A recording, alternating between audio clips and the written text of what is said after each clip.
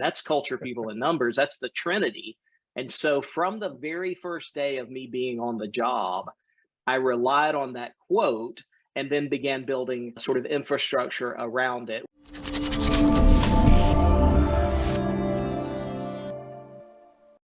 How did you come to this realization? Like, what was your epiphany to say, man, I've run organizations, I have all of these different competing priorities. How did you get to a place where you just thought, if I just focus in on these three things, I'm going to be better for it and the company's going to be better for it?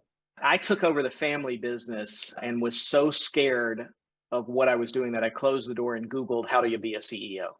And I couldn't find the answer, right? And I remembered being at a conference. I come from the venture capital world. I had a personal tragedy where my dad passed away without a good succession plan.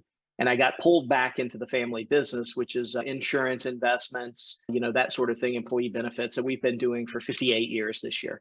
And so I got pulled back into that business, but I didn't know how to do that job. And so in the venture capital business, I once was in a room with a guy called Fred Wilson. Fred Wilson's at Union Square Ventures. And he was asked, tell us about a time that you had to fire the CEO of one of your portfolio companies. And he did. And he gave the story and he was like, look, VCs don't want to fire the CEOs of companies they invest in. We don't want that job. And we don't know how to source that job. And so he asked an advisor of his, like, what is the job description for a CEO?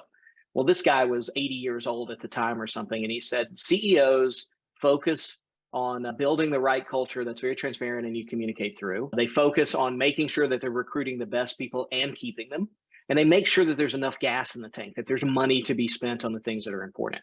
And I took that and I said, I can steal as good as anybody else can. That's culture, people, and numbers. That's the Trinity. And so from the very first day of me being on the job, I relied on that quote and then began building sort of infrastructure around it. When I began consulting for other companies, I would go in and do a quick analysis just to, dip my toe in the water to see what's the temperature here.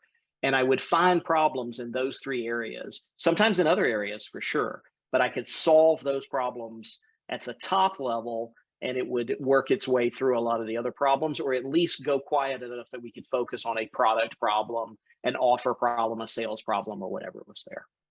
I love it. One of my favorite books is by Austin Kleon, Steal Like an Artist. A fabulous book and just the right mindset.